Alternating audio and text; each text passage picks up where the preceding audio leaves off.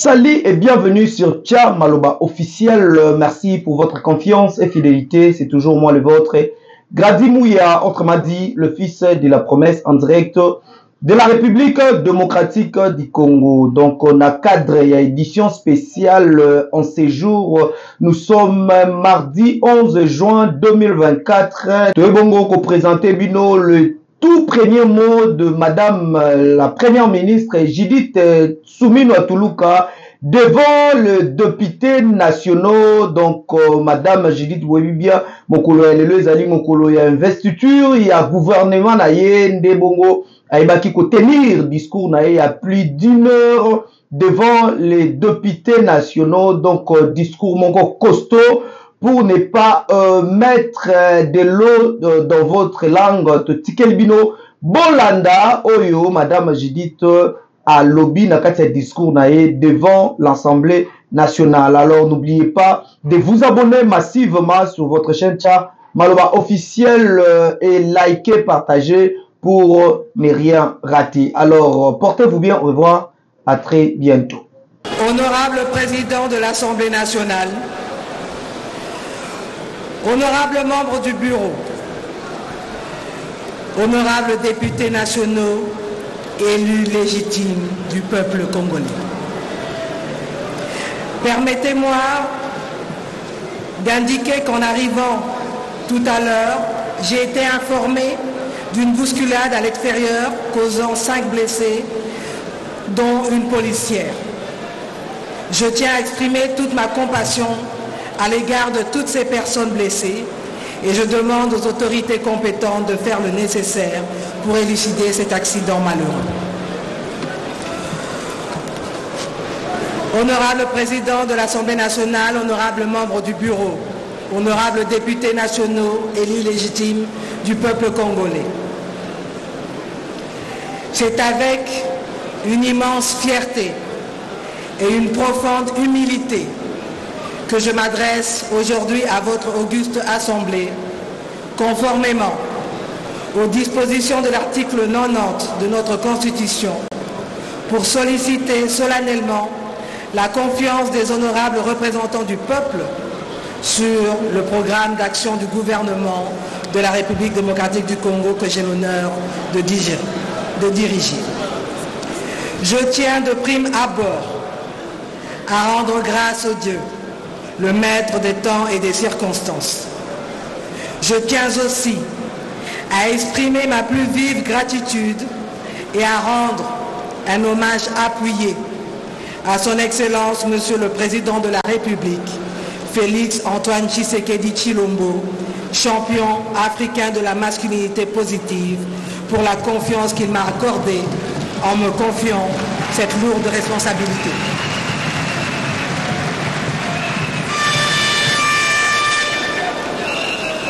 En accédant à cette fonction, je suis pleinement consciente de l'importance historique de ce moment et de la symbolique de cette nomination pour la nation congolaise.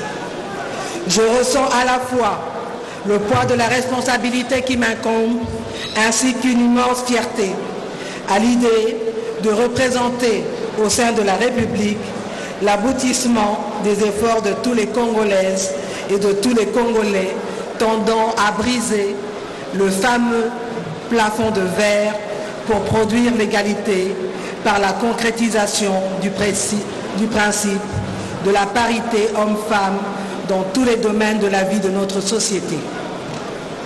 Je salue donc la lutte menée par tous les Congolais et toutes les Congolaises pour que l'égalité des genres ne soit pas simplement un concept abstrait, mais une réalité vécue au quotidien par des millions de femmes à travers le pays.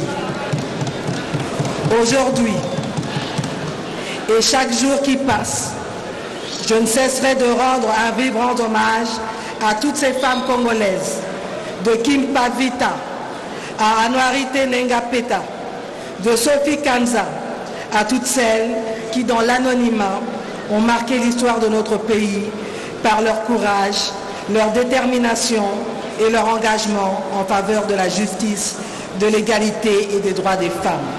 Elles sont des exemples inspirants de résilience, de lutte pour un avenir meilleur en République démocratique du Congo.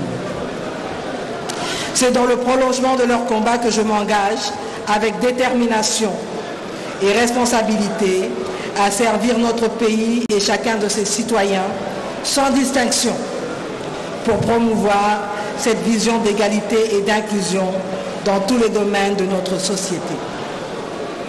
Honorable président de l'Assemblée nationale, honorables membres du bureau, honorables députés nationaux, dignes élus du peuple. Le programme d'action du gouvernement 2024-2028 servira de base pour la programmation des activités des ministères, des structures et des agences, ainsi que pour l'élaboration et la mise en œuvre du budget de l'État au cours de la période indiquée.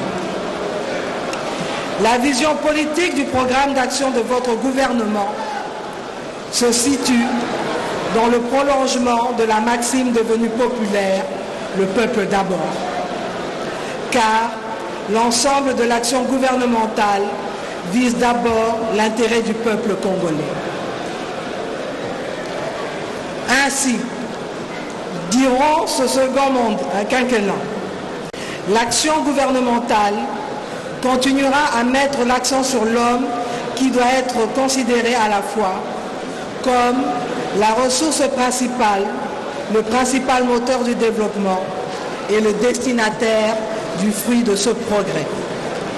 La matérialisation de cette vision qui place le citoyen congolais au centre de toute l'action politique et gouvernementale de ce second mandat se traduit par les 4 principes directeurs qui guideront l'action du gouvernement, à savoir, en premier lieu, la réhabilitation du citoyen congolais dans la plénitude de sa dignité et du sentiment de fierté nationale. En second lieu, la promotion du dialogue comme instrument clé pour la consolidation de la cohésion nationale et de la participation citoyenne. En troisième lieu, la réussite de la transition de la République démocratique du Congo vers une société à haute intensité technologique. Et enfin, quatrièmement, l'allocation des ressources publiques avec efficacité et équité. Le programme d'action de votre gouvernement tire principalement sa source de plusieurs documents nationaux de planification stratégique et du programme électoral du président de la République 2024-2028 intitulé « Allons-y, unité, sécurité, prospérité ». Avant tout, il y a la vision de développement à l'horizon 2050 comme référentiel stratégique à long terme qui vise à construire une économie diversifiée, à croissance inclusive et à revenus intermédiaires en vue de vaincre la pauvreté.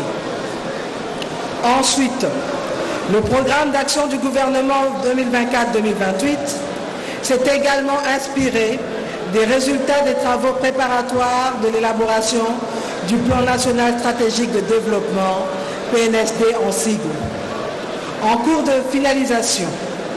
Par cette approche, le programme d'action du gouvernement sera en cohérence avec le cadre de référence qu'est le PNSD. C'est ainsi que le gouvernement s'attellera dès l'investiture à le faire valider. Dans cette même optique de convergence programmatique, la planification et la mise en œuvre des actions, projets et réformes du programme d'action du gouvernement 24-28 ont été conçues dans une approche d'alignement avec les différents documents de stratégie nationale et ou sectorielle, avec les outils de planification opérationnelle formulés par les ministères sectoriels et adoptés en Conseil des ministres. Par ailleurs, le programme d'action du gouvernement 24-28 s'inscrit aussi bien dans la poursuite que dans le renforcement des interventions du quinquennat 2019-2023. Comme l'a d'ailleurs souligné le chef de l'État lui-même, il est question d'aller jusqu'au bout de ce que nous avons si bien commencé. Ainsi, le programme d'action du gouvernement 24-28 s'inscrit dans la continuité des réformes, projets et actions qui ont commencé à produire des résultats, à l'instar de ce que nous avons commencé à engranger du niveau du PDL 145 territoires. Sur le plan politique, le programme d'action de votre gouvernement se fonde sur le programme électoral du président de la République 2024-2028. Celui-ci est, dans son essence, la matérialisation de la vision politique du président de la République. En effet, dans son discours d'investiture du 20 janvier 2024, le président de la République avait rappelé les 6 engagements majeurs qui forment le contrat qu'il a conclu avec le peuple congolais pour son second mandat. Pour rappel, les promesses électorales du président de la République, qui sont en même temps les engagements majeurs de ce programme d'action de votre gouvernement pour le quinquennat 24-28, se présentent de la manière suivante.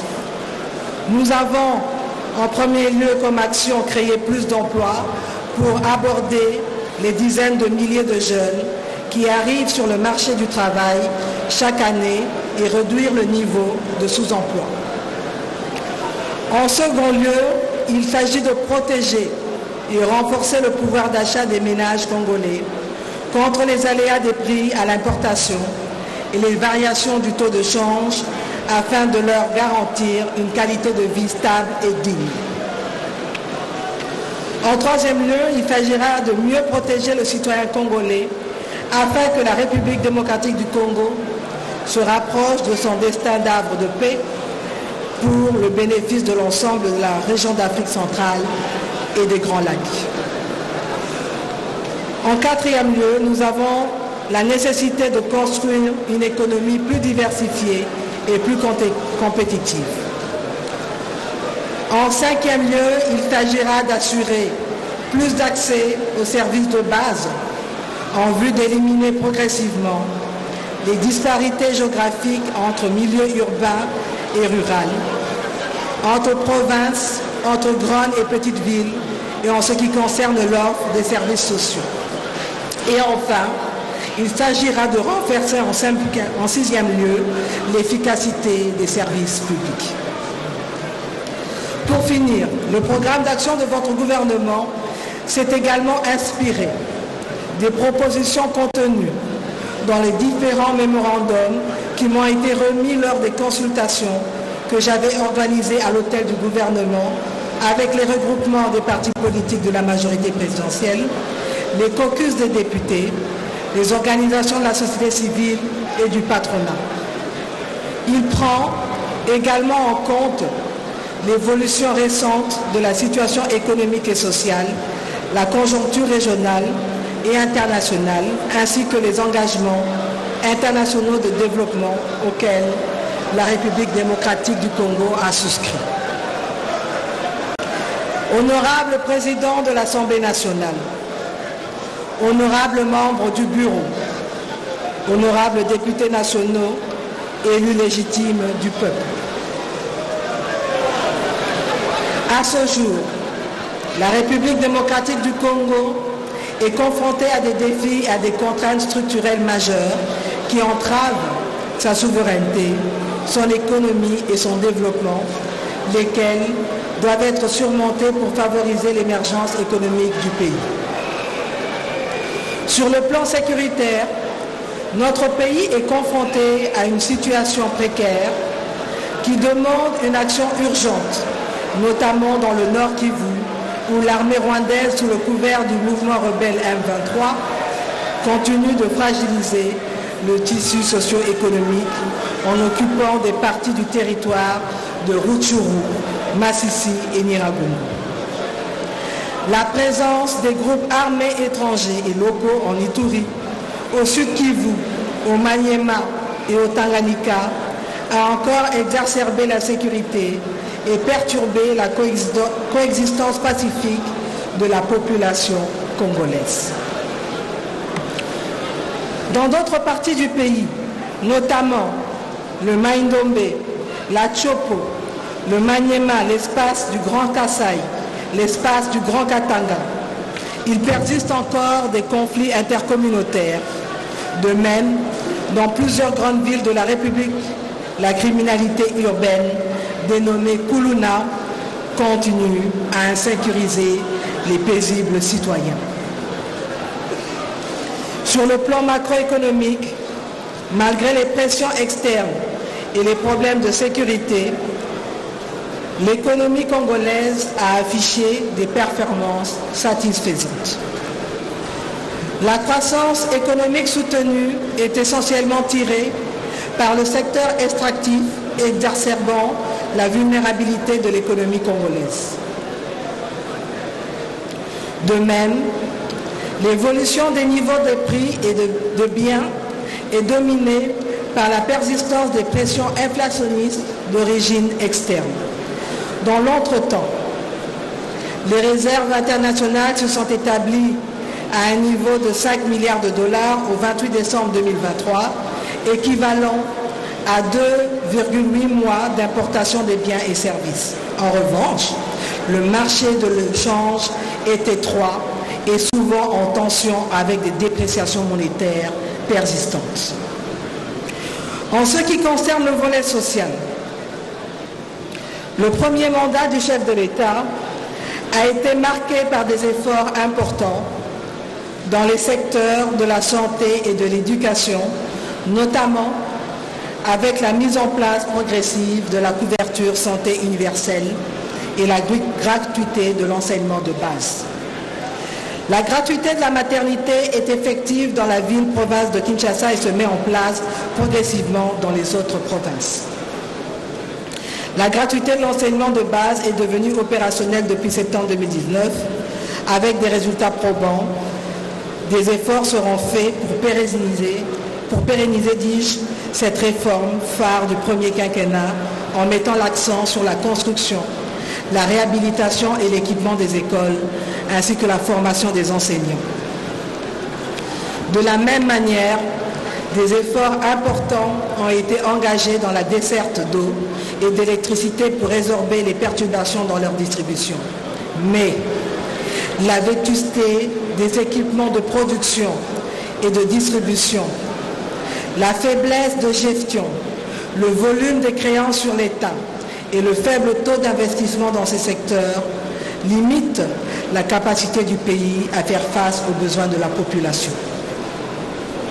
Par ailleurs, les conflits armés récurrents dans certaines régions du pays interrompent les chaînes d'approvisionnement et entravent l'accès aux terres agricoles et aux marchés. À cela s'ajoutent la pauvreté et les inégalités, les conséquences du changement climatique, notamment la sécheresse, les inondations, les érosions qui accentuent la pauvreté et contribuent à l'insécurité alimentaire des populations et la malnutrition infantile. La formulation des actions, projets et réformes de ce programme s'est fondée sur une analyse exhaustive de ces défis et de ces contraintes structurelles majeures qui entravent l'économie et le développement de la République démocratique du Congo. Lesquelles contraintes doivent être surmontées pour favoriser l'émergence économique du pays. Et donc, pour surmonter ces obstacles, la République démocratique du Congo doit adopter des politiques économiques solides, favoriser la diversification économique, renforcer ses institutions et lutter efficacement contre la corruption afin d'assurer une croissance inclusive et durable.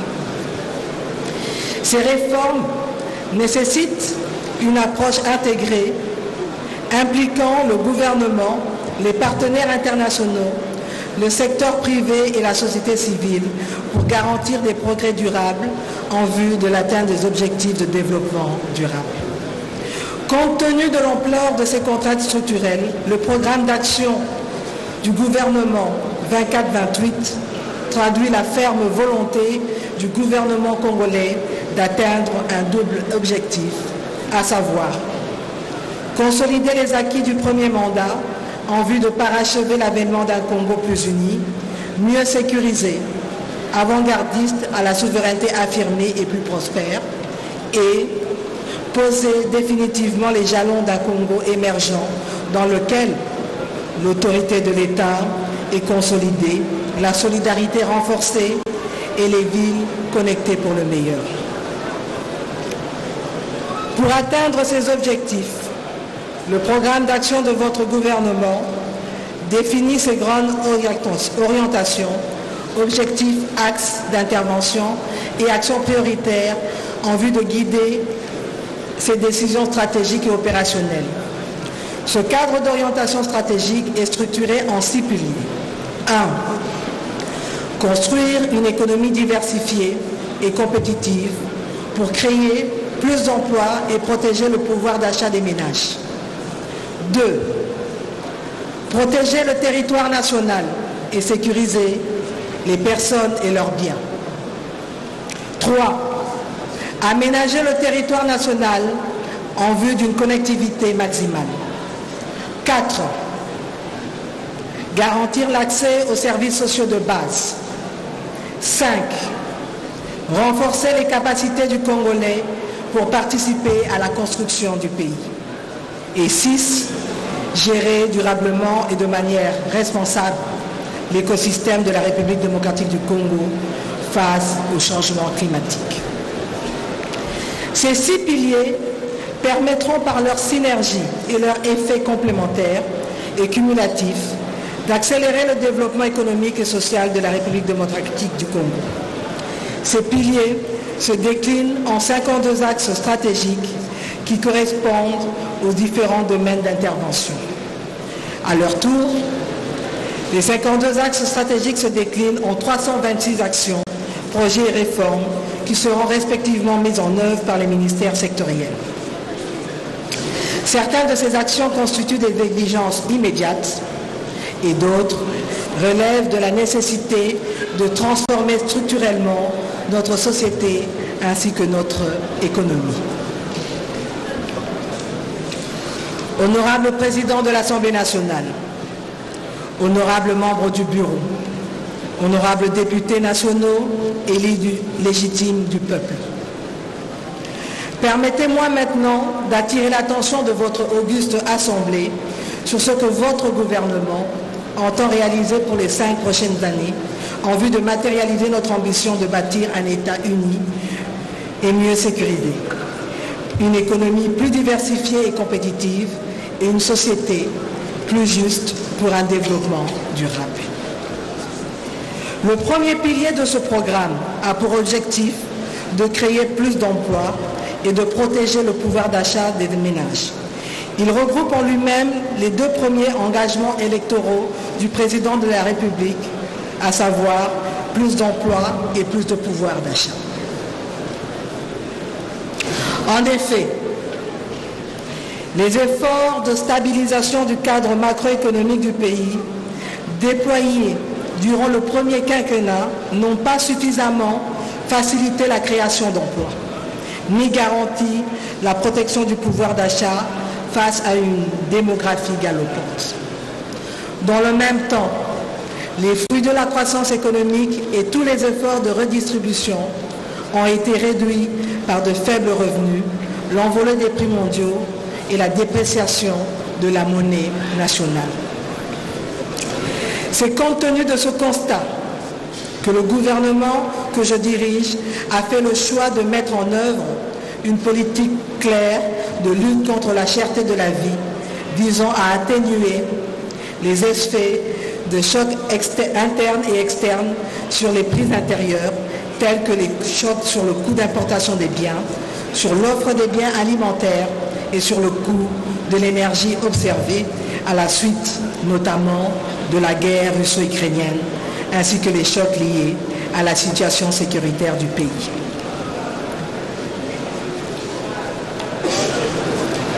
Pour atteindre les objectifs de ce pilier, l'action gouvernementale s'articule autour de 2 volets. la stabilisation du cadre macroéconomique, d'une part, et la poursuite de la transformation structurelle de notre économie, d'autre part.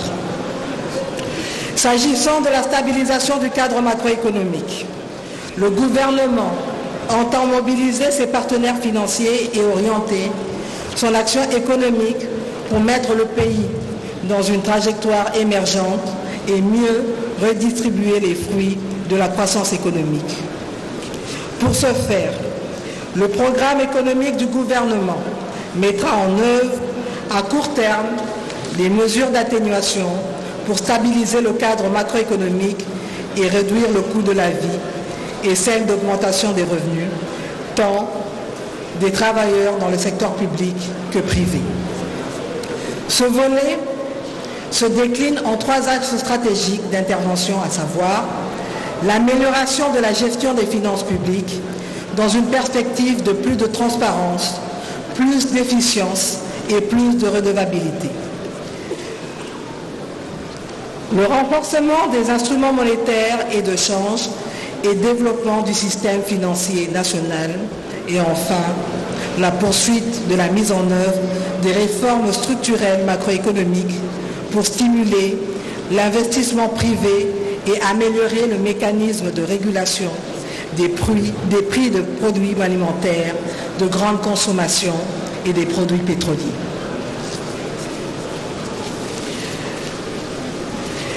Une des importantes réformes dans le secteur financier et économique concerne la libéralisation du secteur des assurances. En effet, au cours des 5 dernières années, le secteur a pu produire des résultats probants et encourageants en faisant passer notre marché de l'équivalent de 70 millions de dollars en 2018 à plus de 320 millions de dollars à fin 2023. En vue de permettre à ce secteur de jouer pleinement son rôle de placeur institutionnel dans le financement de notre économie, dans la protection des investissements et l'amélioration du climat des affaires, ainsi que la protection sociale de nos compatriotes et de leur patrimoine, votre gouvernement travaillera activement dans ce secteur, notamment en accompagnant l'autorité de régulation et de contrôle des assurances dans ses missions. Le volet de la transformation structurelle de l'économie vise la diversification de l'économie tout en relevant le défi de la dépendance excessive vis-à-vis des ressources naturelles qui nécessite une approche holistique. En effet, les ressources publiques dominées actuellement par le secteur minier seront orientées vers les secteurs agricoles, industriels et touristiques, tirant parti de la riche biodiversité du pays. La revanche du sol congolais sur le sous-sol est une nécessité pour permettre à l'économie congolaise de se hisser au rang des nations à revenus intermédiaires et résilientes face aux diverses formes de volatilité. Investir dans l'agriculture moderne et durable créera des emplois, réduira la pauvreté et stimulera la croissance économique. Parallèlement, l'industrialisation, la transformation locale et le développement du tourisme seront encouragés et favoriseront une croissance économique plus équilibrée et résiliente, réduisant ainsi la vulnérabilité aux fluctuations des prix des matières premières. Ce volet s'articulera autour de 6 axes stratégiques bâtis sur un ensemble d'actions, projets, programmes ou réformes qui sont regroupés suivant une logique des thématiques sectorielles. Le premier axe est orienté vers la modernisation et le développement des secteurs de l'agriculture, de la pêche et de l'élevage. Le deuxième concerne le renforcement des liens commerciaux avec les partenaires régionaux et internationaux. Et enfin, le troisième vise la création et le développement des petites et moyennes entreprises à travers des politiques de soutien et des programmes d'accompagnement. En effet, Les très petites unités de production informelles qui se dénombrent en millions à travers le pays sont des viviers d'emploi à qui il manque des espaces de travail fonctionnels et connectés au réseau des infrastructures de base, l'accès au crédit, un environnement d'affaires libéré des entraves d'une bureaucratie peu efficace, des travailleurs qualifiés et des débouchés commerciaux sûrs. Votre gouvernement envisage ainsi de créer 2 600 000 emplois par ce programme.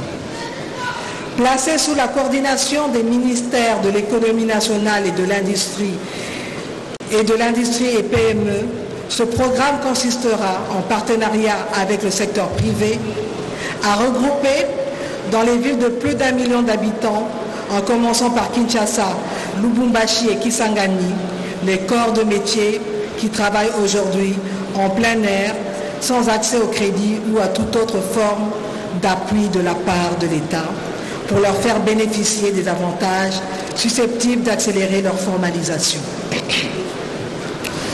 Le quatrième axe stratégique de ce volet concerne le développement d'un secteur industriel compétitif et diversifié. Dans le but de bâtir une économie diversifiée et compétitive, votre gouvernement poursuivra les efforts annoncés dans le document de la politique des stratégies industrielles 2019-2023. Le plan directeur d'industrialisation qui en est le bras opérationnel a identifié 6 zones industrielles et leur orientation de développement sur la base des avantages comparatifs. Le gouvernement veillera à lancer les projets censés déclencher le développement industriel dans ces zones. Il s'agit essentiellement des projets d'électrification avec notamment de grands barrages hydroélectriques, dont le Grand Inga, l'énergie solaire, la centrale thermique. Autres projets, ce sont ceux des transports, avec par exemple le port de Banana, le chemin de fer Banana-Kinshasa, les principales routes nationales, connexions ferroviaires, et aussi des projets qui portent sur la communication, avec par exemple l'épine dorsale à fibre optique. Le cinquième axe stratégique de ce volet regroupe l'ensemble des actions qui concourent à la gestion durable des ressources naturelles du pays et à la maximisation des retombées socio-économiques du secteur extractif. En effet, au cours des 5 dernières années, le secteur a été marqué par 2 développements encourageants. D'une part, l'initiative de la mise en place d'une chaîne de valeur des batteries des véhicules électriques et d'autre part, l'encadrement des artisans miniers du cobalt. Ainsi, poursuivant ces efforts, le gouvernement veillera à assainir la chaîne d'approvisionnement des minerais pour mettre la République démocratique du Congo dans la meilleure position pour tirer profit des opportunités offertes par la transition énergétique. La création en 2019 de l'autorité de régulation et de contrôle des minerais stratégiques, RSCOM, et celle de l'entreprise générale de cobalt EGC participent donc de ces efforts. Dans cet élan, et compte tenu des impératifs de la transition énergétique, le gouvernement entreprendra sous cet axe stratégique 18 actions dûment recensées en vue d'atteindre les 4 objectifs spécifiques ci-après. Promouvoir l'image de la RDC comme destination fiable des investissements étrangers dans le secteur minier et des hydrocarbures. Renforcer les capacités de l'administration minière. Intensifier les recherches géologiques. Et enfin, développer une industrie minière compétitive. Le 6e et dernier axe stratégique de cet agenda de transformation structurelle de notre économie concerne la valorisation du potentiel touristique de notre pays. Il s'agit là d'une question cruciale qui peut contribuer durablement à la fois au développement économique du pays et à la création d'emplois et à la préservation de ses richesses naturelles et culturelles. À ce propos, le gouvernement de la République poursuivra deux objectifs généraux dans ce secteur. Développer une offre touristique diversifiée et attrayante pour les visiteurs nationaux et internationaux et promouvoir un tourisme durable qui préserve l'environnement naturel et culturel de la République démocratique du Congo pour les générations futures. L'implication des communautés locales dans le secteur touristique contribuera également à un développement équitable et responsable. Honorable Président de l'Assemblée nationale, honorables membres du Bureau, honorables députés nationaux, dignes représentants du peuple.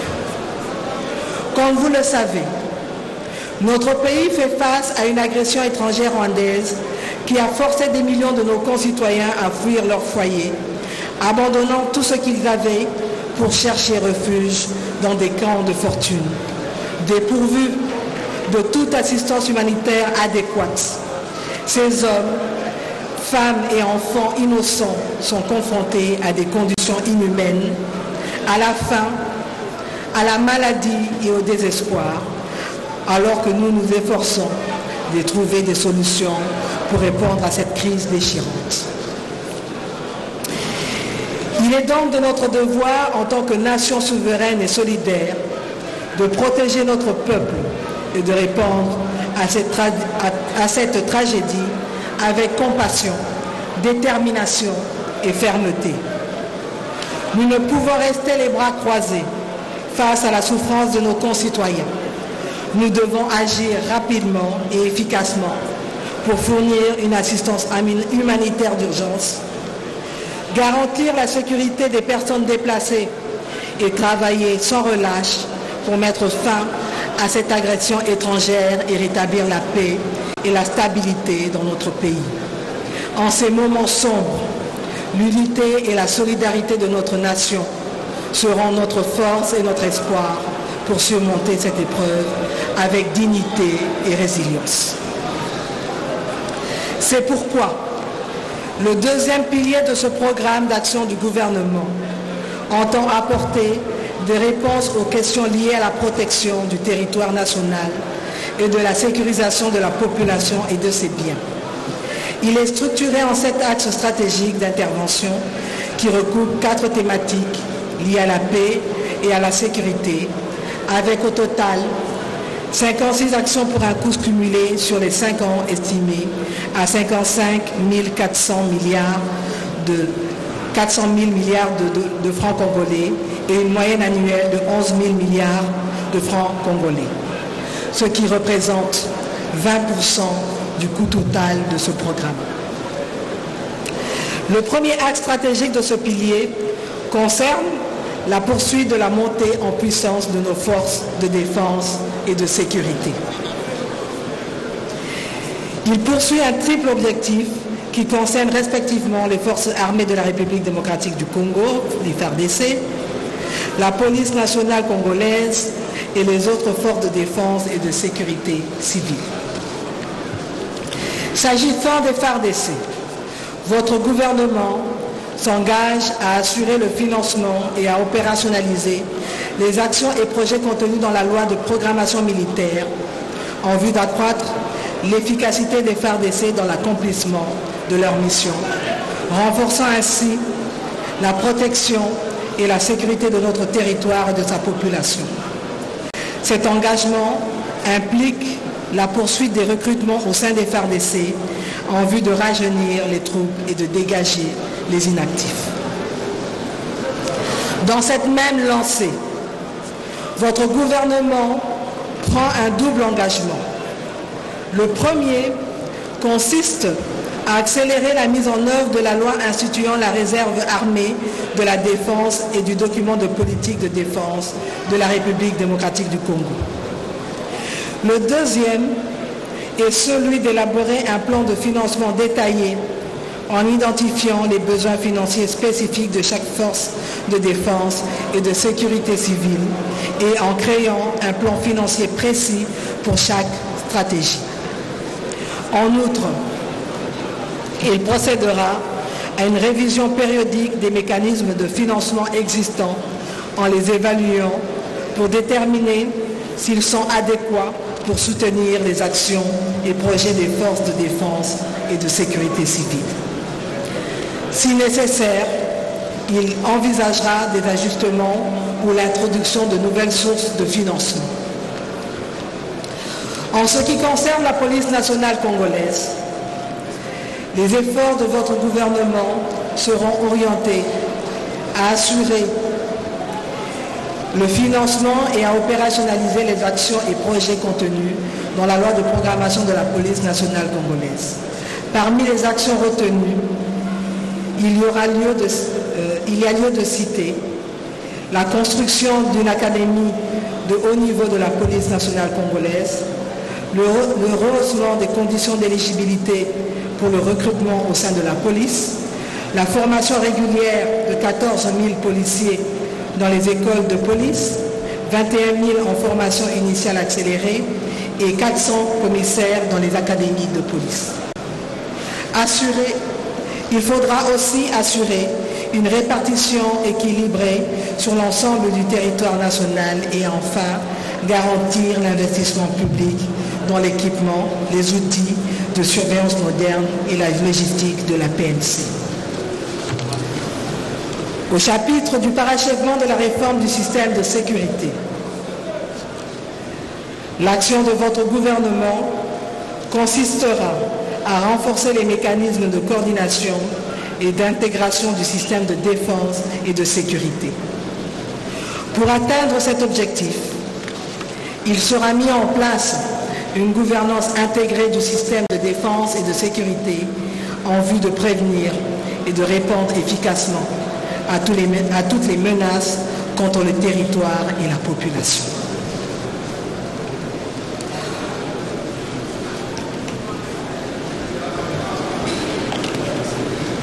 Honorable Président de l'Assemblée nationale, honorables membres du Bureau, honorables députés nationaux, dignes représentants du peuple, l'ambition de la République démocratique du Congo en matière de paix et de sécurité ne peut être dissociée. Vous avec la société BDN Nettoyage pour tous vos travaux de nettoyage, immeubles, appartements, bâtiments, bureaux et autres, un service de qualité par des professionnels avec des matériaux aux normes internationales.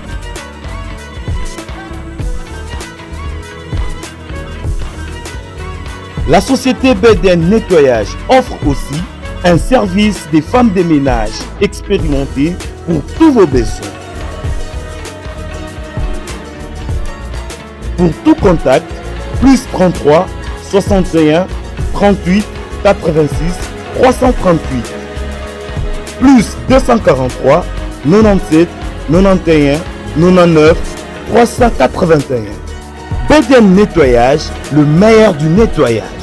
BDN, c'est la qualité de notre service.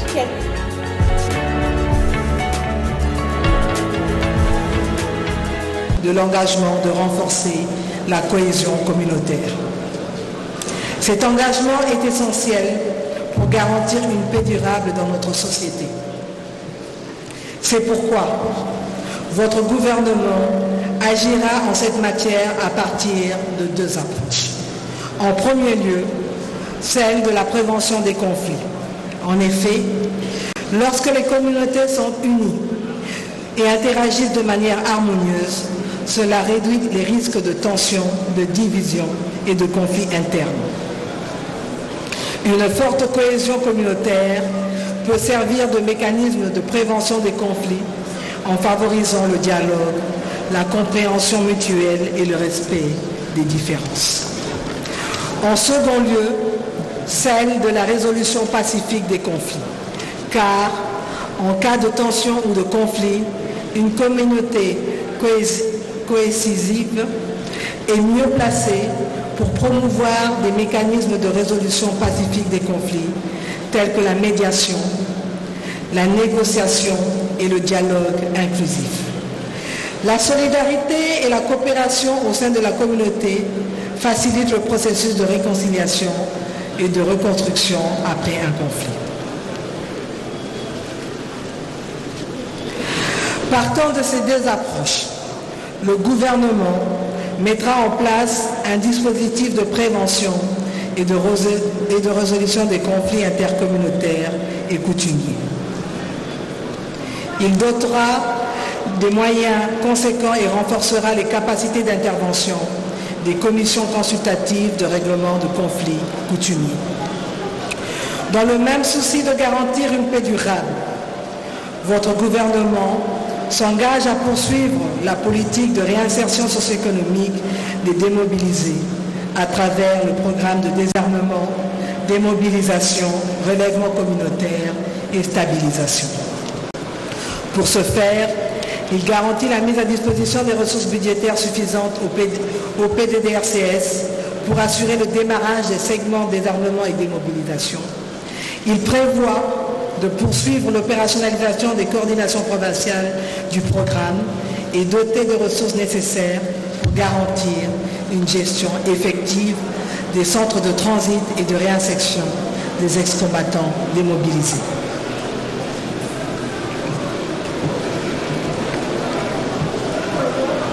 Dans le domaine de la diplomatie, votre gouvernement s'inscrit dans une approche proactive et engagée, cherchant activement à résoudre les conflits, à promouvoir la paix, la sécurité et le développement, ainsi qu'à renforcer les relations internationales. Il ne ménagera aucun effort pour défendre et promouvoir les intérêts de la République démocratique du Congo sur la scène internationale.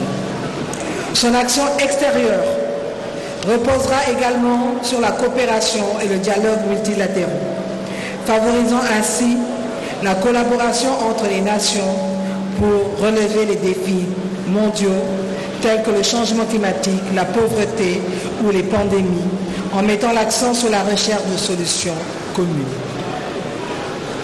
C'est compte tenu de cette ambition d'instaurer une nouvelle ère diplomatique axée sur des capacités d'analyse, de renseignement, de communication et de planification stratégique robuste, centrée sur les intérêts nationaux, que l'objectif principal sera de valoriser la position géostratégique de la République démocratique du Congo et restaurer son image de marque. Dans cette perspective, plusieurs autres actions sont identifiées. Il s'agit notamment de régulariser les arriérés des cotisations pour être en conformité avec les engagements financiers au sein des organisations internationales. Réhabiliter et rationaliser les missions diplomatiques. Promouvoir la nomination des cadres congolais au sein des différentes organisations régionales et internationales. Doter l'Académie diplomatique de moyens conséquents et redynamiser ses activités formatives et enfin accompagner la nouvelle configuration de la présence onusienne en République démocratique du Congo après le départ de la MONUSCO. S'agissant de ce dernier point, le retrait progressif ordonné et responsable de la MONUSCO en RDC est une étape cruciale que nous aborderons avec sérieux et engagement. À ce jour, ce processus touche à sa fin dans la province du Sud Kivu et dès le début du mois de juillet et après évaluation, nous entamerons la transition vers une nouvelle phase. En collaboration étroite avec les agences, fonds et programmes du système des Nations Unies, le gouvernement s'efforcera de poursuivre les différents projets qui étaient précédemment gérés par la MONUSCO, assurant ainsi une continuité dans nos efforts de stabilité et de développement. Nous envisageons aussi la planification conjointe de la seconde phase du processus de désengagement de la MONUSCO. Parallèlement, il est impératif que nous accompagnions la nouvelle configuration onusienne en RDC après le retrait de la MONUSCO afin d'assurer une transition harmonieuse et efficace vers une plus grande autonomie et responsabilité en matière de sécurité et de stabilité.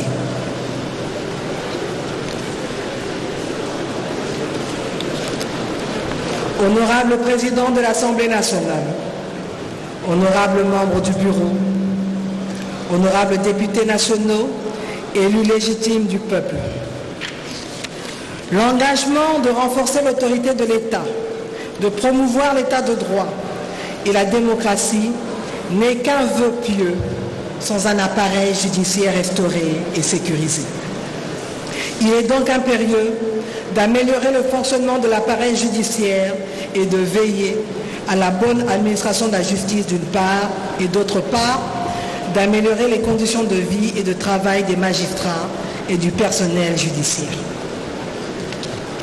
Partant du constat peu reluisant de ce secteur, votre gouvernement s'engage à poursuivre l'amélioration de la gouvernance judiciaire à travers la garantie de l'accès au droit et à une justice de qualité pour tous et améliorer la performance de l'administration de la justice.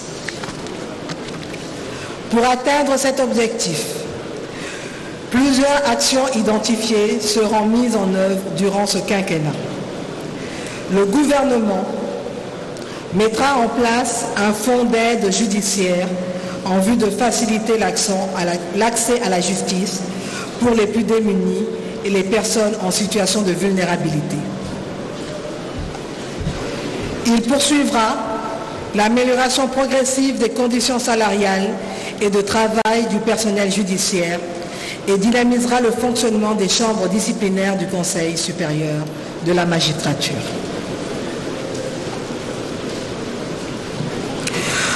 En vue de l'exigence de la transparence dans les procédures judiciaires, le gouvernement soutiendra les médias et les organisations de la société civile dans le cadre d'un partenariat en vue de favoriser le contrôle citoyen qui pourrait se traduire notamment par la dénonciation des cas de corruption judiciaire.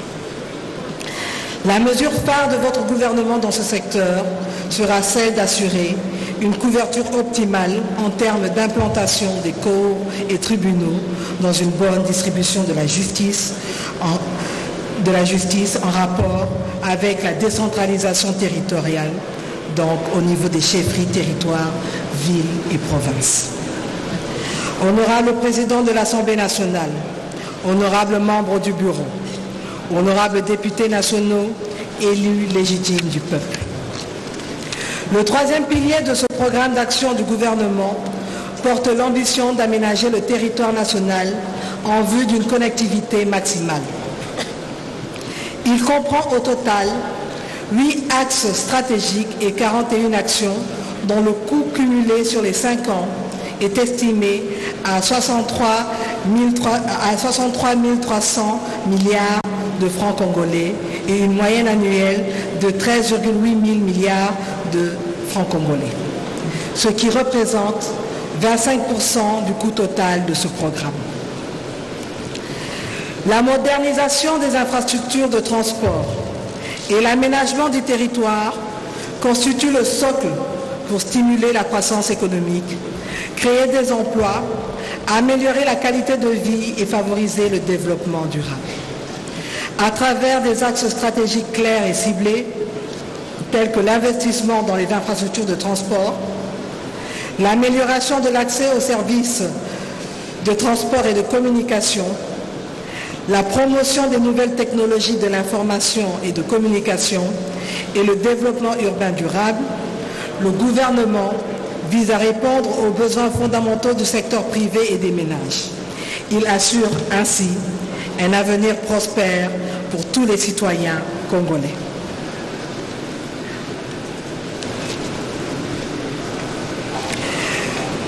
Ce pilier intègre 3 principaux volets.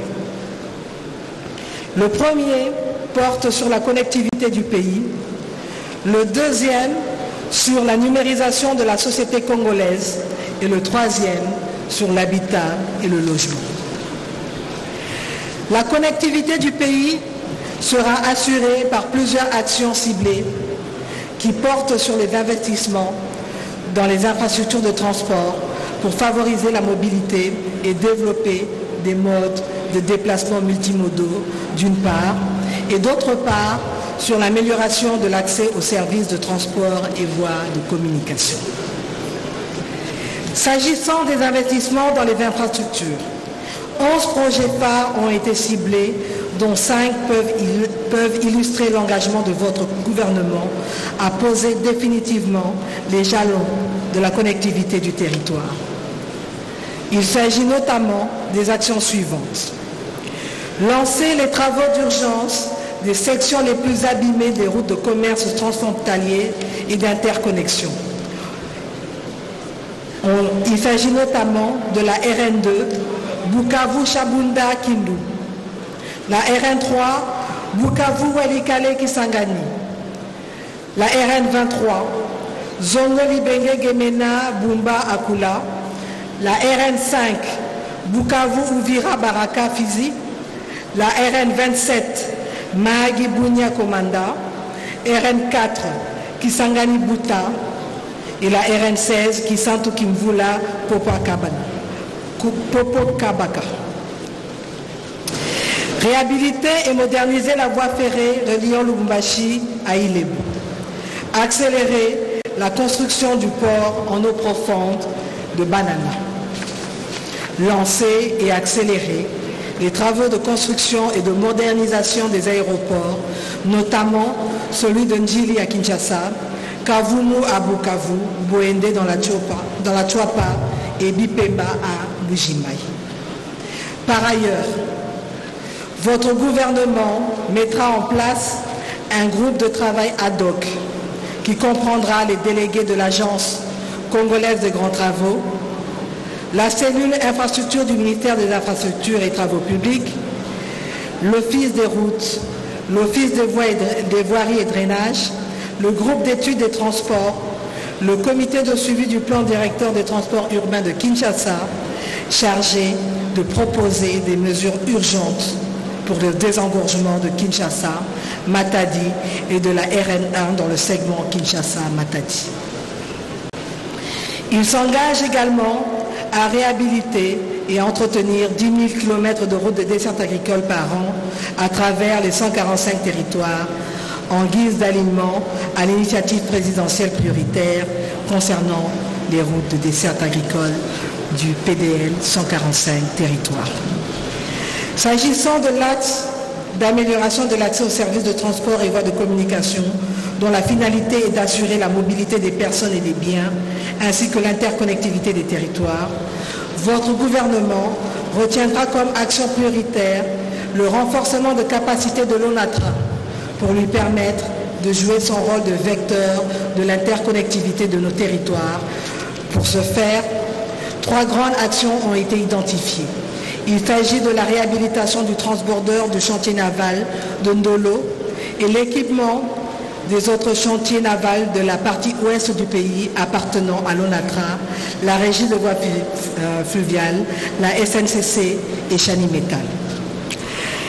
La modernisation du chemin de fer Matadi-Kinshasa, en ce compris la modernisation de la voie, système de signalisation, télécommunication, construction, ouvrage d'art, et aussi l'acquisition du matériel roulant et tracté.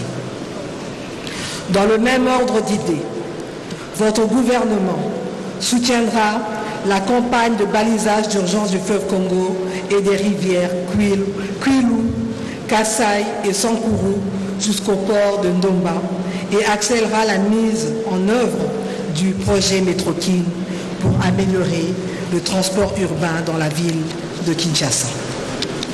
Concernant la numérisation de la société congolaise, je me dois de préciser que le fait d'avoir fusionné les 2 ministères, du numérique et celui de PTNTIC, dans votre gouvernement, n'est pas synonyme d'oublier les objectifs de transformation numérique indispensables à notre développement.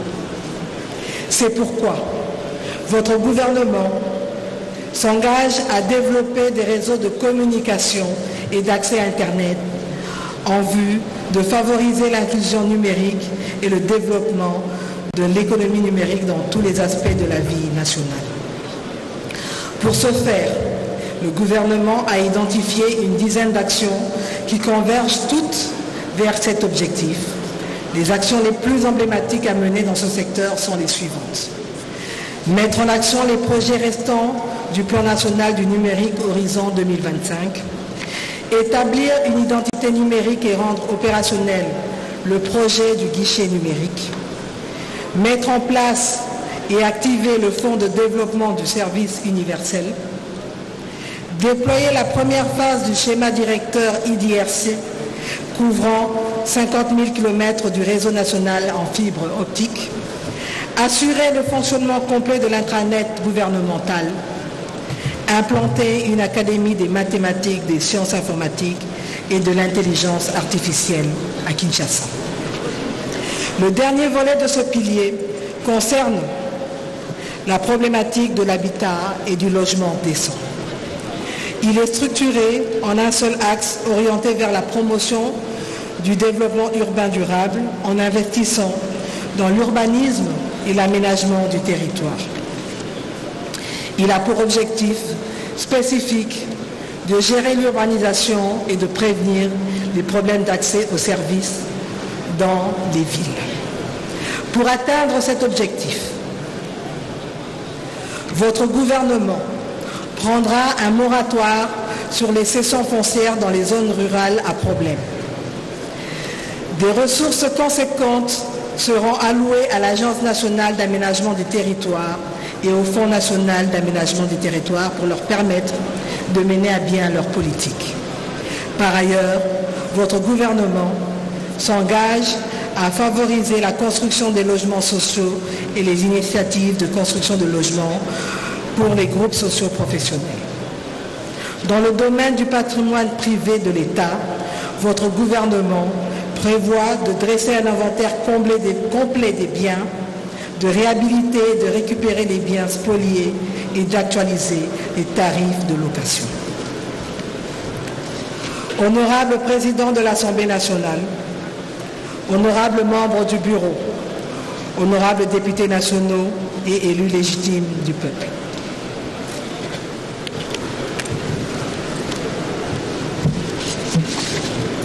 Nous voici arrivés au 4e pilier de notre programme d'action du gouvernement consacré à l'accès aux services sociaux de base.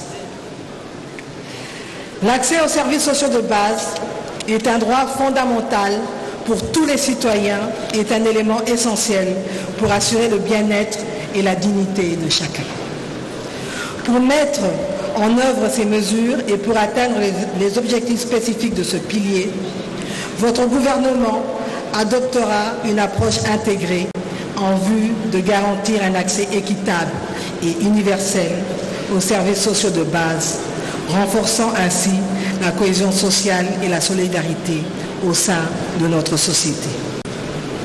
Les projets, réformes et actions de ce pilier sont regroupés autour de 5 volets ou secteurs qui concourent à la promotion du capital humain. Il s'agit de l'accès à l'eau et à l'électricité, l'accès à l'éducation et aux soins de santé, l'accès à la culture et au sport, l'accès à la protection sociale et finalement l'accès à l'information. Ces différents volets se déclinent en 12 axes stratégiques regroupant au total 53 actions dont le coût cumulé sur les 5 ans est estimé à 41,6 000 milliards de francs congolais et une moyenne annuelle de 8,3 000 milliards de francs congolais. Ce qui représente 15% du coût total de ce programme. Le volet d'accès à l'eau et à l'électricité intègre 2 axes stratégiques. Dans le premier, il s'agit de garantir l'accès à l'eau potable et à l'assainissement en investissant dans les infrastructures hydrauliques. Il intègre 4 objectifs spécifiques, à savoir élaborer un cadre institutionnel performant, capable d'assurer son rôle normatif et réglementaire et de protéger le droit de tout usager. Assurer un service public de qualité, créer les conditions favorables à l'engagement des opérateurs de qualité, mettre en place un système de régulation efficace, indépendant et financièrement viable. Le deuxième axe stratégique est la garantie de l'accès à l'énergie en investissant dans les infrastructures électriques. En effet, pour faire face aux innombrables défis de ce secteur, votre gouvernement s'engage à garantir un accès fiable à l'électricité pour tous les groupes sociaux. Pour ce faire, il prendra des mesures urgentes relatives à l'amélioration significative de la desserte en électricité dans les grandes villes. Il s'engage également à améliorer la productivité d'Inga 1 et 2 pour porter la puissance à 1300 MW et à finaliser et à mettre en service les nouvelles centrales hydroélectriques de Katende et de Kakobola. En sus, des efforts seront consentis pour rénover et étendre le réseau de distribution haute tension 72 kV de Chikapa, Kamonia, Inga Kolwezi, etc. Par ailleurs, votre gouvernement fait sienne l'ambition de transformer le secteur de l'électricité en un pilier de revitalisation et de croissance de l'économie congolaise. C'est pourquoi il s'engage à finaliser le montage du programme Grand Inga, de poursuivre la réforme de la SNEL et le déploiement de l'organe de régulation du secteur, l'ARE. Et finalement, financer le fonds Winda sous la gestion de l'ANSER et finaliser l'élaboration du schéma directeur de l'électrification du pays, incluant une normalisation technique et la description des infrastructures de production, de transport et de distribution de l'énergie. Le deuxième volet de ce pilier concerne l'accès à l'éducation et aux soins de santé. Dans ces deux secteurs, le gouvernement maintiendra l'engagement de continuer à améliorer le bien-être social de la population. Dans le secteur précis de l'éducation, l'engagement de votre gouvernement s'inscrit dans la poursuite et le parachèvement de la mise en place d'un système éducatif performant, inclusif et équitable. Cet axe stratégique, qui intègre au total 15 actions, a pour objectif de construire un système éducatif contribuant efficacement au développement national, à la citoyenneté et à la promotion de l'éthique du travail. La gratuité de l'enseignement de base sera complétée par des efforts pour améliorer les conditions d'apprentissage des enfants, des élèves et les conditions de travail des enseignants. Par ailleurs, le gouvernement continuera à moderniser les infrastructures universitaires et soutenir la recherche scientifique. Dans le domaine de la santé, le gouvernement continuera à mettre en œuvre la couverture santé universelle visant à garantir l'accès aux soins pour tous, en commençant par la gratuité des accouchements, en instaurant un régime de santé obligatoire pour tous les citoyens et en renforçant les services de santé publics. La garantie de l'accès aux soins de santé de qualité pour tous constitue un moyen pour atteindre l'objectif fixé par le gouvernement dans ce domaine. Il s'agit d'augmenter l'espérance de vie du Congolais. C'est la raison pour laquelle plusieurs actions seront entreprises dès l'investiture, notamment étendre la couverture santé universelle à l'assurance maladie de certaines catégories de la population que sont les enseignants, les militaires, les policiers, les invalides de guerre et de la police, ainsi que les retraités. Étendre la gratuité des accouchements et les soins aux nouveau-nés dans toutes les provinces. Poursuivre la réfection et l'équipement des hôpitaux généraux de référence des chefs-lieux des provinces. Élaborer et signer le décret favorisant l'opérationnalisation du système national d'approvisionnement en médicaments à travers l'autorité congolaise de réglementation pharmaceutique et mettre en place l'Agence nationale d'approvisionnement en médicaments pour l'optimisation de la distribution des médicaments aux établissements des soins et dépôts pharmaceutiques.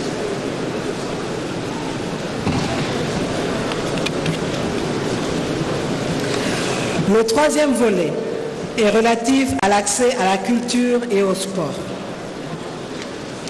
L'accès à la culture et au sport est également un élément essentiel pour le développement personnel, social et communautaire. En garantissant un accès équitable à la culture et au sport, les actions prévues dans ce volet contribueront à enrichir la vie des citoyens, à renforcer le sentiment d'appartenance à la communauté et à promouvoir la diversité culturelle et le bien-être général de la société. Ce volet se décline en deux axes stratégiques. Le premier concerne la promotion de la culture et des arts congolais dans toutes leurs dimensions. Il a pour objectif de mettre en valeur et faire connaître l'immense patrimoine culturel du pays. Le second axe est relatif à la promotion des sports comme l'un des leviers du rayonnement du pays et de l'amélioration de la santé du Congolais. Il comporte deux actions qui convergent vers l'objectif de promouvoir une classe de citoyens sains d'esprit et de corps, capables de contribuer efficacement au développement. Il s'agira notamment de relancer les Jeux congolais et provinciaux en utilisant les infrastructures construites lors des Jeux de la francophonie d'une part et d'autre part de construire et moderniser les infrastructures sportives dans toutes les provinces. S'agissant du quatrième volet, celui-ci porte sur l'accès à la protection sociale. Tout comme les autres volets de ce pilier, l'accès à la protection sociale est également un droit fondamental qui garantit la sécurité économique et le bien-être des individus, en particulier en cas de difficultés financières, de maladie, de chômage ou de vieillesse. En effet, en garantissant un accès équitable à la protection sociale, votre gouvernement aspire à protéger les personnes les plus vulnérables contre les risques sociaux et économiques tels que la pauvreté, le chômage et l'exclusion sociale.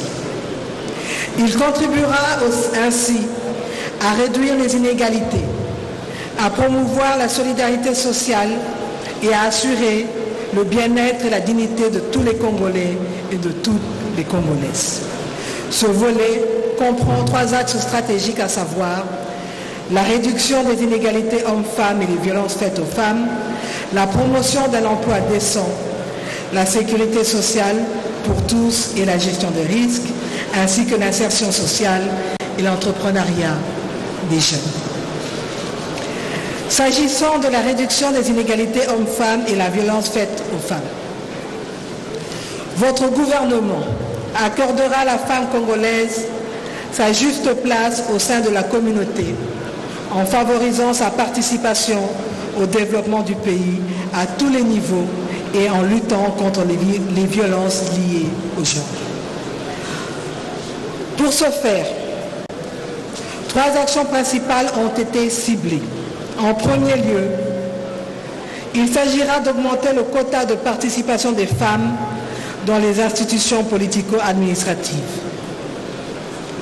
En second lieu, votre gouvernement construira des centres de suivi des violences basées sur le genre et installera des antennes provinciales de l'Agence nationale de lutte contre les violences faites à la femme, à la jeune et petite fille, à Vifem en cible.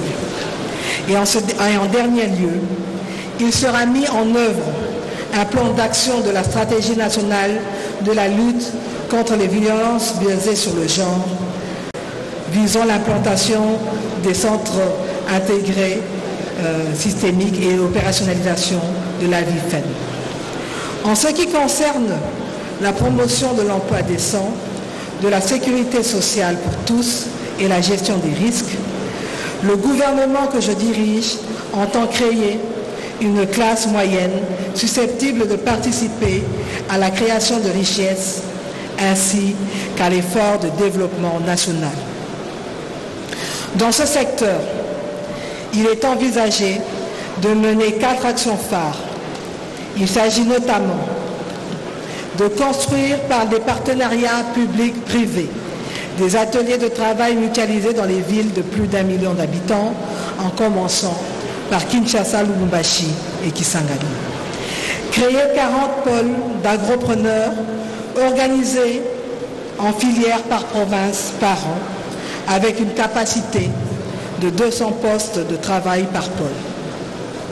Mettre en place par l'interaction entre l'Office national de l'emploi, l'ONEM, l'unité présidentielle chargée du suivi des 3 initiatives présidentielles prioritaires et le ministère du Plan, une plateforme numérique pour l'enregistrement et le suivi des emplois créés. Renforcer la couverture de l'ONEM par l'implantation des maisons d'emploi dans les 145 territoires. Le dernier axe stratégique de ce volet est en lien avec l'insertion sociale et l'entrepreneuriat des jeunes. Il traduit l'ambition de votre gouvernement de créer des emplois et insérer socialement les jeunes par la promotion de l'entrepreneuriat. Dans cette optique, votre gouvernement créera des micro-entreprises agricoles et se propose d'équiper des centres d'incubation dans les centres de production agricole en faveur des femmes et des jeunes. En outre, cette population cible pourra bénéficier de formations stage-emploi en vue de leur intégration à l'économie formelle. Sans être exhaustif, d'autres mesures d'accompagnement seront également mises en œuvre, telles que faciliter aux jeunes l'accès aux différentes formes de crédit à des conditions avantageuses, notamment par le renforcement du Fonds de garantie de l'entrepreneuriat du Congo, FOGEC en cycle. Lancer un programme d'investissement des jeunes dans l'agro-industrie en collaboration avec les gouvernements provinciaux. Le dernier volet de ce pilier est l'accès à l'information. En effet, l'accès à l'information est essentiel pour permettre aux citoyens de prendre des décisions éclairées, d'exercer leurs droits et de participer pleinement à la vie sociale, économique et politique. En favorisant un accès équitable à l'information, l'État garantit la transparence gouvernementale et encourage la participation démocratique tout en renforçant la responsabilisation des institutions et le développement personnel et collectif. Dans ce volet, votre gouvernement a fait les choix stratégiques suivants. Poursuivre et parachever la réforme du cadre normatif et institutionnel en finalisant les textes légaux et réglementaires.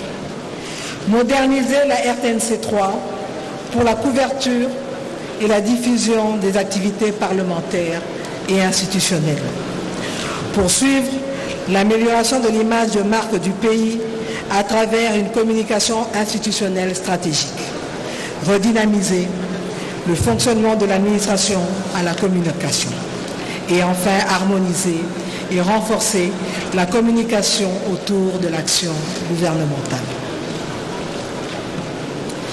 Honorable Président de l'Assemblée nationale, honorables membres du Bureau, honorables députés nationaux, élus légitimes du peuple. Le 5e pilier de ce programme est dédié à l'impérieuse nécessité de renforcer l'efficacité des services publics. Dans cette optique, il est important de mettre en place des mesures et des pratiques qui visent à améliorer la qualité, la transparence, l'accessibilité et la réactivité de ces services. En mettant en œuvre ces mesures, l'administration de l'État congolais entend améliorer son efficacité, gagner la confiance des citoyens et contribuer au bien-être et au développement durable de la société congolaise dans son ensemble. Ce pilier est structuré en 2 axes stratégiques. Le premier consiste à moderniser les services publics administratifs pour plus d'efficacité. Le deuxième entend parachever le processus de mise en œuvre de la décentralisation et de la réforme de l'administration territoriale. La modernisation des services publics administratifs pour plus d'efficacité a pour objectif de fournir à la population un service public de qualité et maîtriser le poids des dépenses du personnel dans le budget de l'État.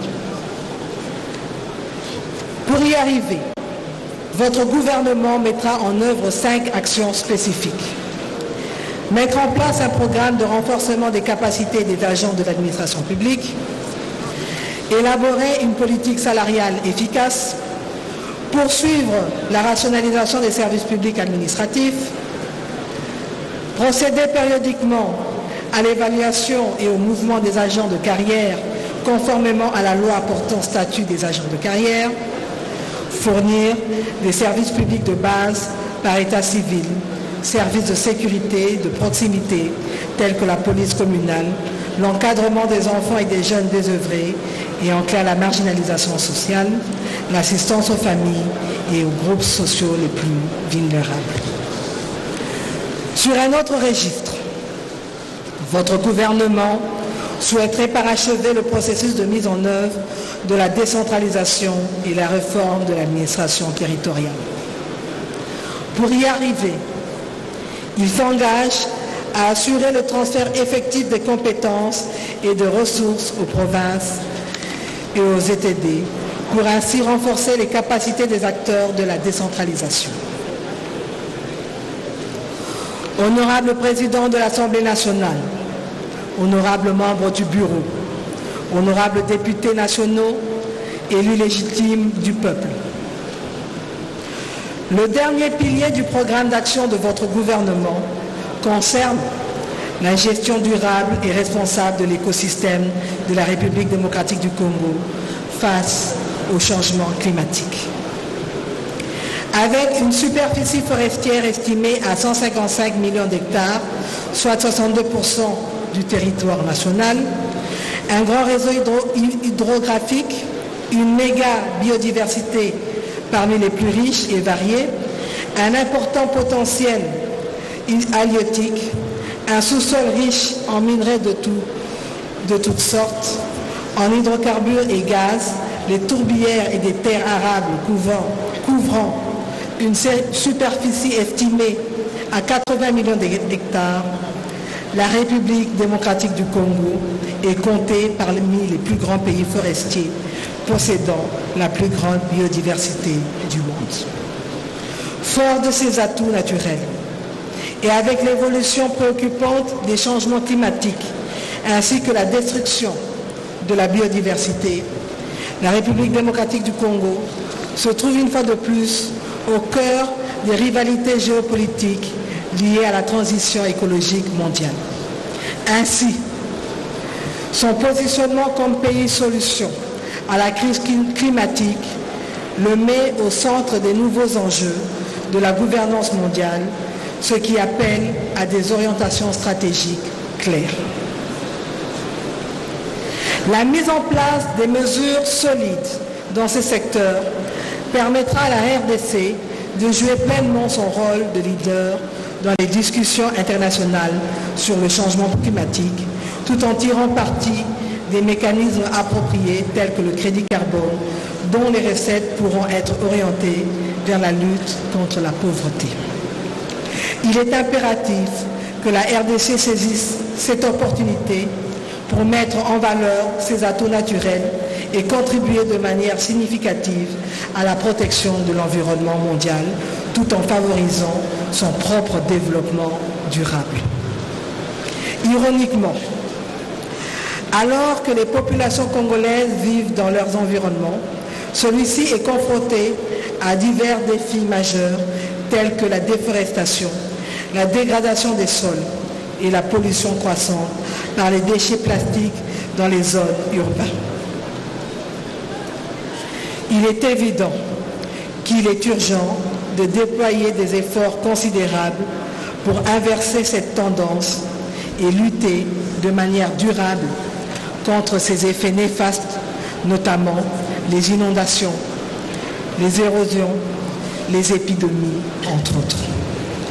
Pour parvenir à cet objectif, ce pilier met en place 5 axes stratégiques d'intervention, à savoir la poursuite des réformes stratégiques pour la gestion durable des forêts, pour mettre la RDC en situation de jouer pleinement son rôle de pays solution. La gestion durable des ressources en eau, aux fins d'en assurer une gestion responsable et durable.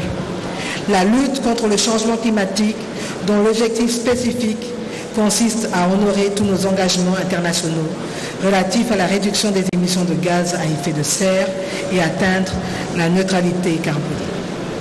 L'amélioration de la gouvernance environnementale et l'assainissement dans les villes. Cet axe poursuit l'objectif de garantir un environnement de vie sain pour les Congolais, débarrassés notamment de toute pollution liée aux déchets plastiques.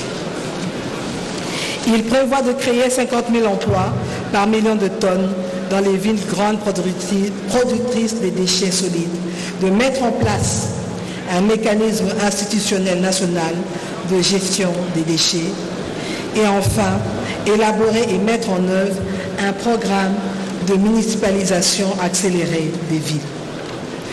Et enfin, le 5e axe stratégique, c'est le développement rural équilibré à travers des programmes tels que, par exemple, le PDL 145 territoires.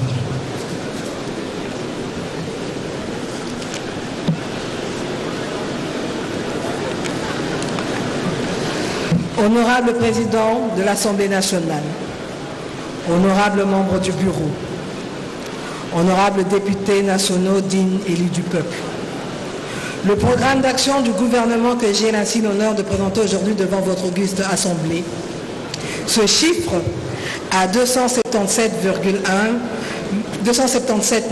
milliards de francs congolais, soit 92,9 milliards de dollars américains pour les 5 prochaines années et devra être totalement financé par des ressources étatiques et non étatiques du pouvoir central et des provinces ainsi que des entités territoriales décentralisées. La répartition du coût du programme suivant ces différents piliers se présente comme suit. 30% est alloué au pilier 1 qui porte sur la création de plus d'emplois et la protection avec un coût total cumulé de 81 000 milliards de francs congolais sur les 5 ans du programme, soit une moyenne de 16,6 000 milliards de francs congolais par an.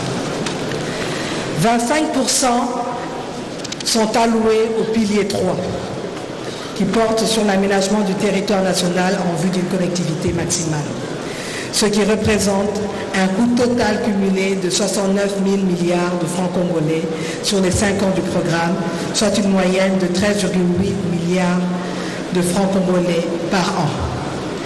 20% sont alloués au pilier 2, qui porte sur la protection du territoire national et la sécurisation des populations et des biens. Cette proportion correspond à 55 000 milliards de francs congolais alignés sur les 5 ans du programme, soit une moyenne de 11 000 milliards de francs congolais par an. 15% sont attribués au pilier 4, qui a pour action de garantir l'accès aux services sociaux de base. Cette proportion indique un coût total cumulé de 41,6 000 milliards de francs congolais pour les 5 ans du programme, soit une moyenne de 8,3 000 milliards par an. 5% sont alloués au pilier 5 qui porte sur le renforcement de l'efficacité des services publics. Ce pourcentage indique que le tout total cumulé des actions prévues est de 13,9 000 milliards de francs congolais sur les 5 ans du programme, soit une enveloppe de 2,7 000 milliards par an. 5% enfin sont alloués au pilier 6, gérer durablement et de manière responsable l'écosystème de la RDC face au changement climatique. Cette proportion correspond à la quantité estimée de 13 000 milliards de francs congolais sur les 5 ans du programme, soit environ 2,7 000 milliards de francs congolais par an. Malgré les déficits budgétaires, l'endettement sera contrôlé et aucun recours aux avances de la Banque centrale du Congo ne devrait être pris en compte. Dans ces conditions, l'accroissement des ressources internes du budget de l'État et les économies liées à la rationalisation des dépenses seront au centre de la stratégie de financement du programme d'action du gouvernement. Les partenariats publics et privés et ou les échanges des ressources naturelles du pays continueraient à financer les grands projets industriels et infrastructurels. Les ressources dont le gouvernement a besoin pour financer son programme d'action ne peuvent être générées que par l'économie congolaise avec l'appui de certains partenaires de l'État. Les perspectives macroéconomiques de la RDC dans les 5 prochaines années restent globalement bonnes, avec une croissance économique tirée toujours par le secteur minier, un niveau général des prix maîtrisable, un niveau de réserve internationale adéquat. Ainsi, les recettes de l'État pour la période du programme d'action du gouvernement passeront de 16% de PIB en 2024 à 18% du PIB en 2028. La mobilisation des recettes par les régies financières sera complétée par les appuis publics des partenaires financiers bilatéraux et multilatéraux tels que la Banque mondiale, le Fonds monétaire international et la Banque africaine de développement, ainsi que par des partenariats publics-privés tels que les versements de la SICOMIN dans le cadre du contrat chinois renégocié d'environ 324 millions de dollars par an. Les dépenses publiques, quant à elles, passeront de 21,5% du PIB en 2024 à 22,5% du PIB en 2028. La composition des dépenses publiques devra favoriser les dépenses en capital par la réduction des dépenses courantes. Ceci ne pourrait se faire que grâce aux efforts du gouvernement de rationaliser la gestion des dépenses publiques, notamment par le respect des procédures de la chaîne de la dépense, la limitation du recours aux procédures d'urgence, l'amélioration de la transparence et l'efficacité dans la passation des marchés publics grâce à l'informatisation des procédures de passation des marchés publics à travers le SIGMA. Honorable Président de l'Assemblée nationale, honorables membres du Bureau, honorables députés nationaux et légitimes du peuple. Le système de pilotage, de contrôle de la mise en œuvre et du suivi et évaluation de ce programme d'action du gouvernement constitue le facteur essentiel de sa réussite. Dans ce sens, le gouvernement axera son action dans un cadre formel et pérenne.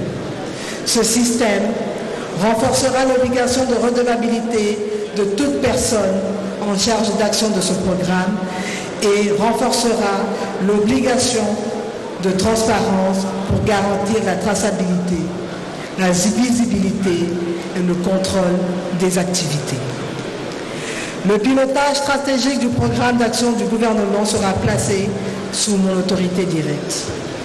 Il me reviendra de m'assurer, en ma qualité de Premier ministre chef du gouvernement, que les différents acteurs travaillent en vue d'atteindre les objectifs globaux du programme et de coordonner sa mise en œuvre.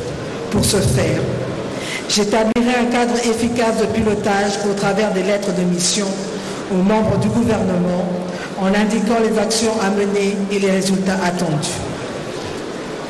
Les feuilles de route indiqueront les délais de mise en œuvre. Ce cadre de pilotage que j'assumerai peut être délégué au président des commissions interministérielles permanentes au niveau du gouvernement central.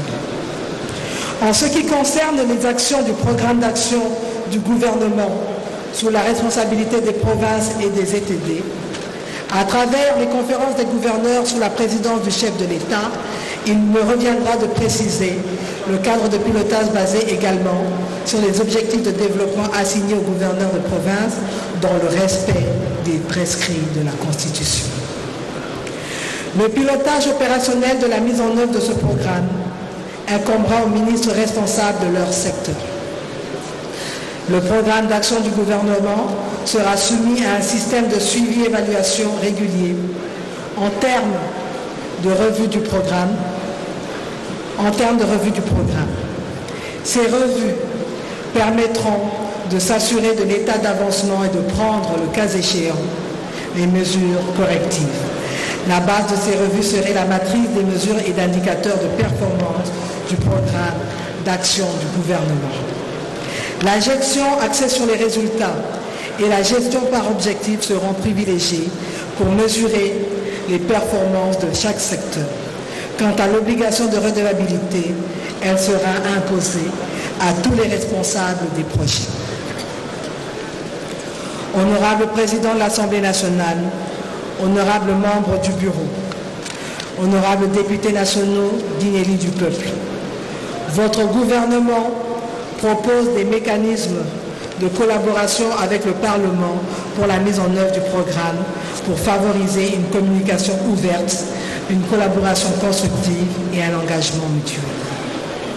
Ce programme d'action du gouvernement est assorti de certains instruments de collaboration avec l'Assemblée nationale qui sont essentiels pour assumer un fonctionnement démocratique et efficace du gouvernement en permettant une supervision et un contrôle parlementaire approprié.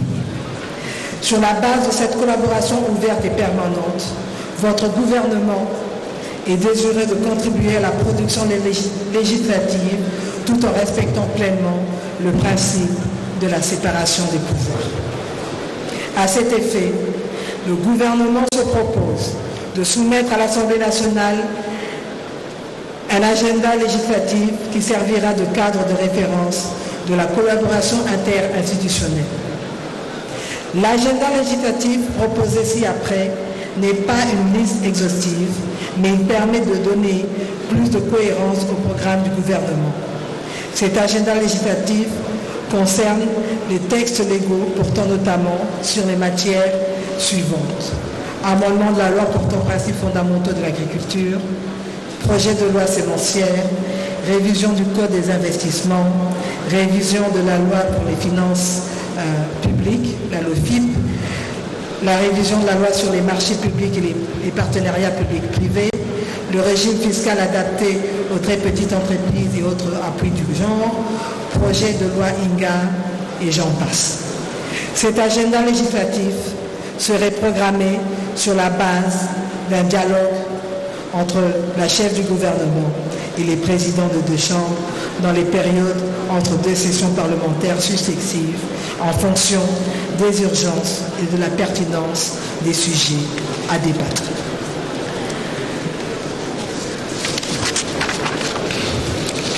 Le gouvernement propose aussi de maintenir la collaboration entre les deux institutions sur les questions liées à la formulation et à l'exécution des politiques publiques dans le cadre du calendrier budgétaire prévu dans le décret portant gouvernance budgétaire et conformément à la Constitution de la République et à la loi relative aux finances publiques, l'OFIP.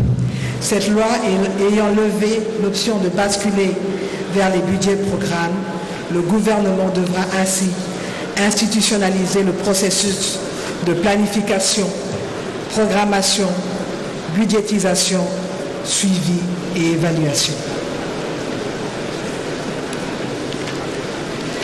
Autre proposition, c'est le plan national stratégique de développement 2024-2028 comme cadre de référence de planification de programmation au cours de la mandature qui sera soumis au Parlement au titre de l'article 146 comme une déclaration de politique générale sur la planification stratégique à moyen et long terme pour porter la vision du développement du pays. Le gouvernement tient à assurer le Parlement de sa disponibilité à répondre régulièrement selon un format à convenir aux questions des honorables députés sur la marche des affaires du pays. De la même manière, pendant les sessions parlementaires, les membres du gouvernement resteront disponibles pour informer les commissions parlementaires de la manière dont les programmes publics sont mis en œuvre et de la manière dont les lois sont appliquées. Le gouvernement aura aussi à recourir régulièrement aux procédures législatives particulières pour toutes les matières ou situations dont l'urgence et la technicité exigeraient l'intervention du gouvernement conformément au prescrit de l'article 129, alinéa 1 de la Constitution, et pour la ratification des traités et accords internationaux dûment négociés et signés par le gouvernement en vertu de l'article 214 de la Constitution. Ces mécanismes sont essentiels pour assurer une supervision démocratique du gouvernement et garantir une reddition des comptes appropriée.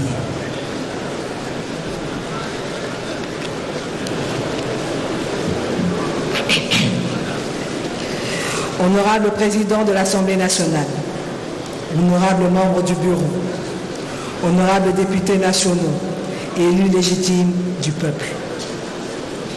Le programme d'action du gouvernement que je viens de présenter aujourd'hui marque un engagement profond envers l'amélioration des conditions de vie de nos concitoyens et la transformation structurelle de notre pays.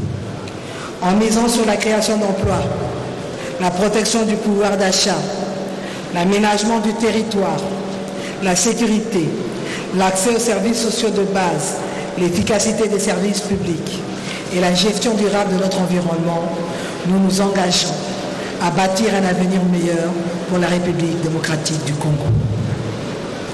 Ce programme ambitieux et détaillé, soutenu par une planification rigoureuse et une gestion transparente, vise à répondre aux défis auxquels notre nation est confrontée, tout en tirant parti de nos atouts naturels et humains. Nous avons établi des bases solides pour la croissance économique, la stabilité politique et sociale et l'inclusion de tous les citoyens dans le processus de développement.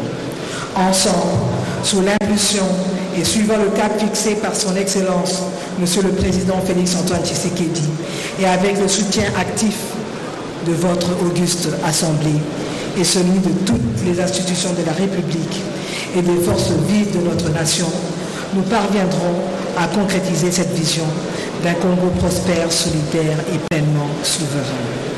Honorable Président de l'Assemblée nationale, honorables membres du Bureau, honorables députés nationaux, élus légitimes du peuple. Avant de clore mon discours, je voudrais à travers vous m'adresser à celles et ceux de nos compatriotes qui sont en ce moment même rongés par l'extrême pauvreté ou pour d'autres par les affres de la guerre ou d'autres calamités. Aux milliers de jeunes Congolais désarmés par le poids du chômage, aux milliers d'agents publics et aux travailleurs qui aspirent à une ère nouvelle, aux veuves et aux orphelins qui souffrent dans nos pays du sentiment d'être toujours des oubliés de la République et qui ont perdu tout espoir, à travers vous, honorables députés, dignes élus du peuple, je voudrais envoyer du haut de cette tribune un message d'espérance et souligner qu'avec l'aide de Dieu et sous l'égide de son Excellence Félix-Antoine Tshisekedi Tshilombo, président de la République, leurs différentes situations connaîtront sans nul doute un changement certain à la suite des projets, réformes et des actions salutaires qui seront mises en œuvre par votre gouvernement dans le cadre du présent programme. À vous qui êtes les représentants légitimes de nos frères et sœurs vivant dans la partie nord-est du pays qui ont perdu foi en la vie, qui dorment chaque nuit avec la peur de ne pas avoir le jour d'après. Je voudrais ici indiquer notre ferme volonté et je dirais même notre détermination à œuvrer sous le leadership du chef de l'État pour un retour effectif de la paix véritable dont ils sont privés depuis maintenant 30 ans.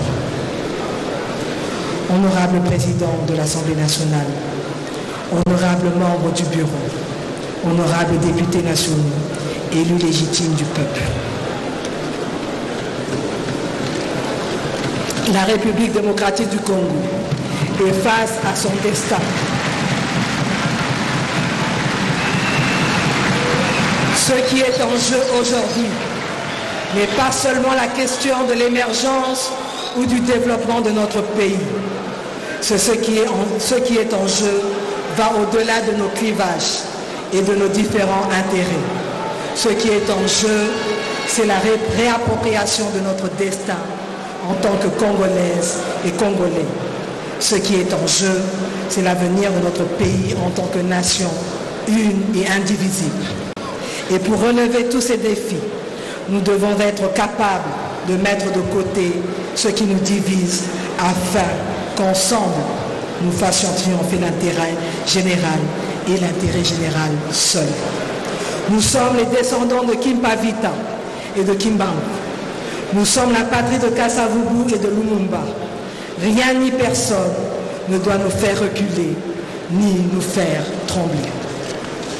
Et je voudrais ici, si vous le permettez, honorables députés, dignes élus du peuple, en ma qualité de Première ministre, chef du gouvernement, en ce que ma qualité de maman congolaise, indiquer que la République démocratique du Congo se défendra face à nos agresseurs ainsi qu'à leurs complices, ceux qui massacrent tous les jours nos paisibles populations, qui décapitent nos enfants, nos frères qui violent nos sœurs, nos mamans qui pillent nos richesses.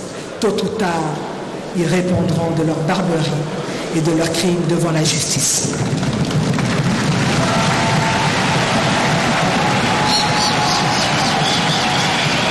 Notre vocation, c'est d'être une puissance au centre de l'Afrique et nous allons nous donner les moyens d'y parvenir. Voilà pourquoi, sur base de ces convictions, je sollicite humblement, honorables députés nationaux et élus légitimes de notre peuple, que vous approuviez le programme de votre gouvernement dont le résumé vient de vous être exposé. Que vive la République démocratique du Congo, que Dieu protège et bénisse notre peuple et ses dirigeants. Je vous remercie. Matondo mingi, Twasa Kidila, Aksanti Sana, Matondo Nabeso, Matondo Nabeso Bachi. Merci.